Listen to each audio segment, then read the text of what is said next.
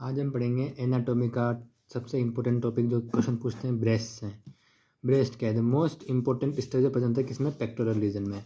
ये अपनी बॉडी में कहाँ प्रेजेंट होता है? पेक्टोरल रीजन में प्रेजेंट होता है।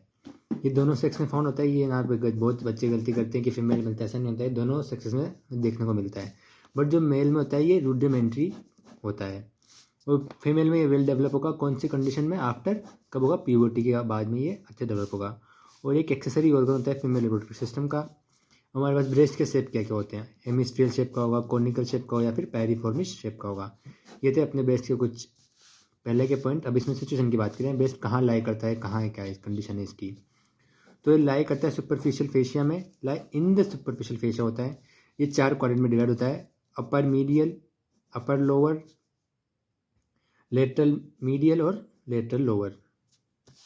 अब जो लोब होता है उसमें axillary tails of Spence present होती है फोरामेन ऑफ लिंगम। जैसे अपने पास ये अपना ब्रेस्ट है, इसके 4 पार्ट है। ये इसका अपर लेटरल पार्ट हो गया, ये लोअर लेटरल पार्ट हो गया, ये हो गया अपर मीडियल पार्ट, ये हो गया लोअर मीडियल पार्ट। तो जो अपर लेटरल पार्ट है यहाँ पे एक फोरामेन ऑफ लिंगम प्रेजेंट होता है, इस जगह पे एक axillary tails of Spence present होती है, जो कि बहुत इंपॉर्टेंट क्वेश्चन होता है एमसीक्यूज के लिए।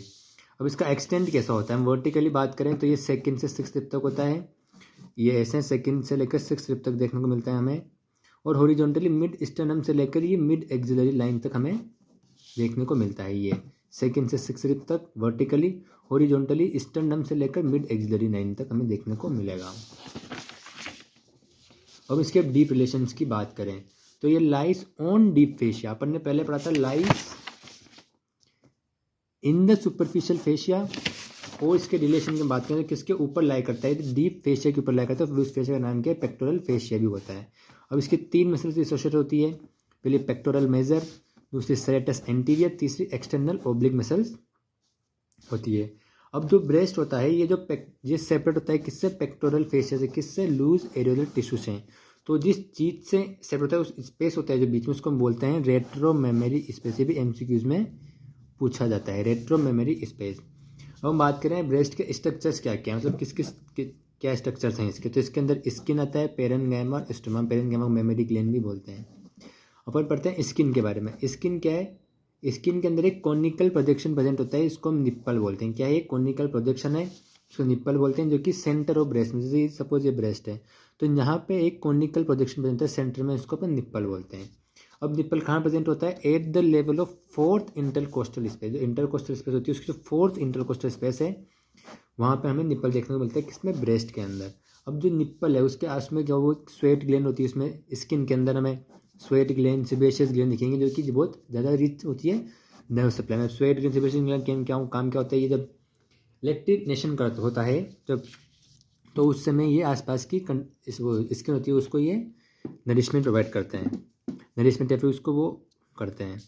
अब स्किन जो सराउंड करती है निप्पल को, उसको हम बोलते हैं एरियोला। जैसे ये निप्पल है तो जिसके आसपास की जो ये स्किन है, इस स्किन को हम बोलते हैं एरियोला। एरियोला के एक पिगमेंटेड स्किन होते हैं, पिगमेंटेड एरिया होता है निप्पल के आसपास। अब जो एरियोला होता है ये एनलार्ज हो जाता है किसके? ड्यूरिंग प्रेगनेंसी के टाइम और लैक्टिनेशन के टाइम पे ये एक रेस करके एक फॉर्म बनाता है, ट्यूबरकल्स ऑफ मोंटेगमेरी। ये भी क्या है? कोई स्वेट ग्लैंड, सेबेशियस ग्लैंड का ही पार्ट है जो कि बड़ा हो जाता है, फिर उसको बोलते हैं ट्यूबरकल्स ऑफ मोंटेगमेरी बोलते हैं इसको। अब सेकेंड पार्ट में आते हैं पेरेन्काइमा। पेरेन्काइमा क्या होता है? मेमोरी ग्लैंड, जो कि एक मॉडिफाइड अपना स्वेट ग्लैंड नहीं है, इसको मॉडिफाइड स्वेट ग्लैंड बोल सकते हैं। अब ये ट्यूबो एल्वेलर ग्लैंड है पहली चीज़, जो कि किस पे लाई करती है? सुपरफिशियल फेशिया में लाई करती है। इसके अंदर कोई कैप्सूल नहीं होता। अब इसके अपन देखें तो जो ग्लैंड होती है वो 15 से 20 लोब्यूल्स होते हैं। उनके अंदर हमें क्लस्टर्स ऑफ एल्वेला देखने को मिलते हैं। वो एल्वेलस आगे चलो किस में खुलते हैं? लेक्टिफेरस डक्ट में खुलते हैं और करीब 5 से 7 लेक्टिफेरस डक्ट मिलके एक निप्पल का फॉर्मेशन करती है। और जो ब्रॉड पार्ट होता है निप्पल का आगे, उसको हम लेक्टिफेरस साइनस भी बोलते हैं। हमारे पास एक थर्ड टर्म आती है इसमें ब्रेस्ट के स्ट्रक्चर में, होती है स्ट्रोमा। स्ट्रोमा क्या है?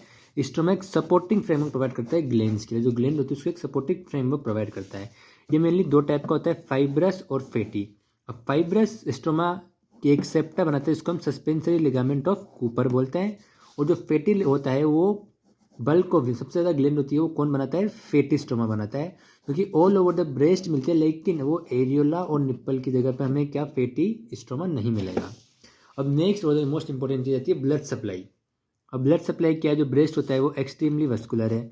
ये कभी कभी शॉर्ट क्वेश्चन भी पूछ लेते हैं, इसे लॉन्ग क्वेश्चन भी इस पर आता है, ब्लड सप्लाई ऑफ ब्रेस्ट पे। तो एक्सट्रीमली वस्कुलर है।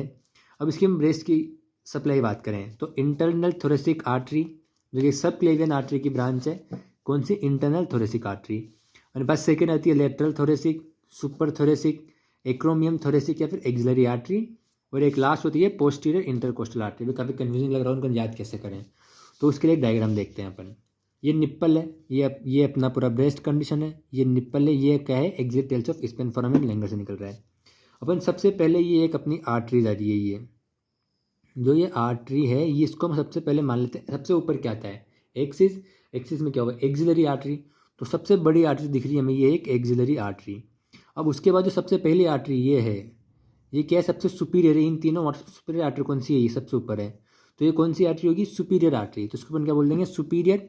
अब ब्रेस्ट कहाँ लाई कर रहा है, अपन जो ये पूरा पेट वाला स्ट्रक्चर ये डायफ्राम है, इसके ऊपर थोरेसिक रीजन होता है, इसके एब्डोमेन रीजन होता है। तो ब्रेस्ट यहाँ लाई करता है थोरेसिक रीजन में। तो हर आर्टरीज के पीछे क्या लगाते हैं हम लोग, थोरेसिक आर्टरी। जैसे ये एक्सिलरी आर्टरी होगी, जो सुपीरियर आर्टरी सबसे सुपीरियर है इन सब चीज़ों में, ये तो ये क्या होगी, सुपीरियर थोरेसिक आर्टरी। और ये क्या है, ये बॉडी के लेटरल साइड पे समझते हैं, ये वाला साइड लेटरल मीडियल, जो बॉडी से दूर है, वो लेटरल जो बॉडी के पास है वो कंडीशन कौन सी है, मीडियल कंडीशन होती है। तो ये बॉडी थोड़ा दूर लग रही है तो उसको क्या बोलेंगे, लेटरल। तो ये कौन सी होगी, लेटरल थोरेसिक आर्टरी होगी। अब एक आर्टरी बची बीच में, वो कौन सी बचेगी, जो बीच वाली आर्टरी, उसको बोलते हैं एक्रोमियम थोरेसिक आर्टरी। अब एक आर्टरी ये है अंदर की साइड पे, तो इसका क्या नाम होगा, अंदर तो इंटरनल थोरेसिक आर्टरी की परफोरेटिंग ब्रांचेस हमें देखने को मिलती है, और कुछ कुछ छोटी मोटी इंटरकोस्टल आर्टरीज हमें देखने को मिलेगी इसमें। अगर नर्व सप्लाई की बात करें तो इसको 4 से 6 इंटर